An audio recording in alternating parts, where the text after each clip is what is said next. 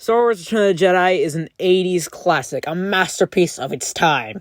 Despite this, a lot of people don't know the plot of the story, and because of this, I'll just be summing it up for people who don't want to watch the actual movie. Please do that. Anyways, there's also a novelization you can read, which is just the title, but with "Beware the power of the dark side" popped on top of it, by Tom Engelberger. I will also be including the differences between the movie. Our story begins with C-3PO and R2-D2 plodding through the desert, with C-3PO thoroughly complaining. They arrive at their destination, Jabba's palace. Jabba is an interstellar crime lord, and walking up to the gate, C-3PO says, "Better knock, I suppose." And with that, a camera pops out of the wall and yells, "Ti chuta hodaya!" C-3PO, bo R2-D2, eight tut old mishka Jabba duhot. And with that, the eye returns into the door. I don't think they're going to let us in, R2.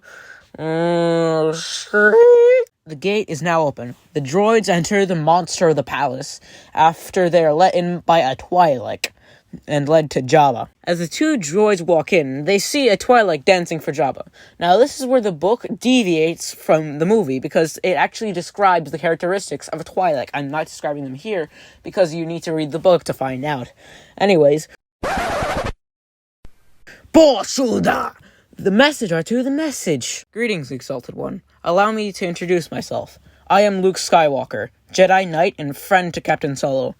I know you are powerful, mighty Jabba, and that your anger with Solo must be equally as powerful. I seek audience with your greatness to bargain for Solo's life.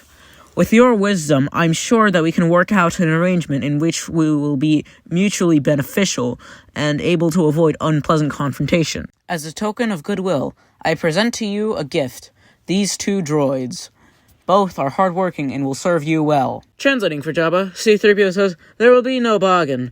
I like Captain Solo where he is. I will not give up my favorite decoration. We're doomed, R2." As Jabba orders them to be taken away, it is revealed that Chewbacca and Lando are both here, but Lando is disguising as a guard. It is now nighttime in Jabba's palace, and the BHBH, Black-Hearted Bounty Hunter, is here. His name is Boushh, and he is actually a she, and by she, I mean Princess Leia, and she rescues Han, but they both get captured in the act. Let's move on. Alright, now it's the next day, and Luke has arrived at Jabba's palace, and, well, either profit from this or be destroyed. No. Oh, wait, he's already gone. The only thing that happens next is that Luke repeats the same thing and then fights everybody, freeing everyone. Yeah, everyone's out now, blah, blah, blah. Yeah, let's move on. Alright, so the next scene is Darth Vader arriving on the Death Star, and, well, Lord Vader, I assure you my men are working as fast as they can. And in this scene, the engineer who Vader is talking to, Jar Droid, is actually not described as being evil, but anyways. Perhaps I can find new ways to motivate them. The Emperor will be coming. I hope for your sake that you double your efforts. Anyway, so the next scene is on planet Dagobah, where Luke goes to Master Yoda. You know, the short little green goblin guy? Yeah, that guy. Anyways, they converse, and during the conversing, Luke brings up the subject of Darth Vader, and he asks if he is his actual father. Your father is. Confront Vader. Only then a true Jedi you will be. And then Yoda dies because he's sick of answering Luke's questions. Alright, so leaving the hut, Luke is actually contemplating about what just happened. You know, it was crazy that he just got told that his father was a giant mechanical 7'2" monster. But, on top of that, he also got told that his father was a noble man by Ben Kenobi. And hey, look who's here, the ghost of that guy. So yeah, the conversation doesn't really go too well. What I told you was true, from a certain point of view. Also, Leia's your sister. But I can't kill my father, Luke said. Then the Emperor has already won. Alright, so after that dreadfully good news, we also have some more dreadfully news, as the Emperor is speaking with Darth Vader. I sense you wish to continue your search for Skywalker.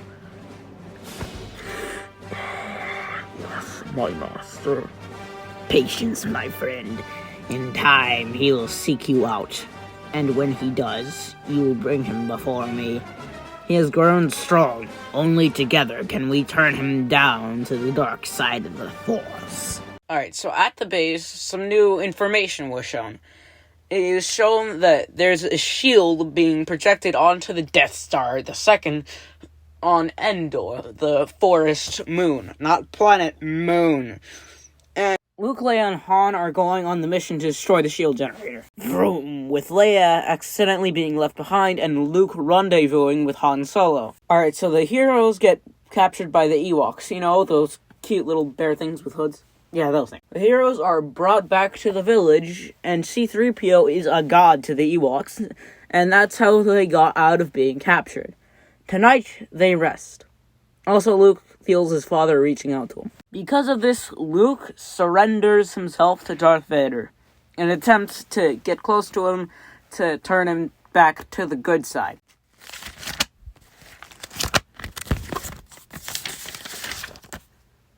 Yeah, all that happens next is just a fight scene from space to moon to metallic moon. All you really need to know is that Luke defeated Darth Vader and the Emperor. On the Death Star 2, the book describes Luke's external and internal conflict. In the end, Darth Vader throws Palpatine off the Death Star 2 and becomes good. So yeah, the theme of this book seems to be that everyone deserves a second chance. Goodbye.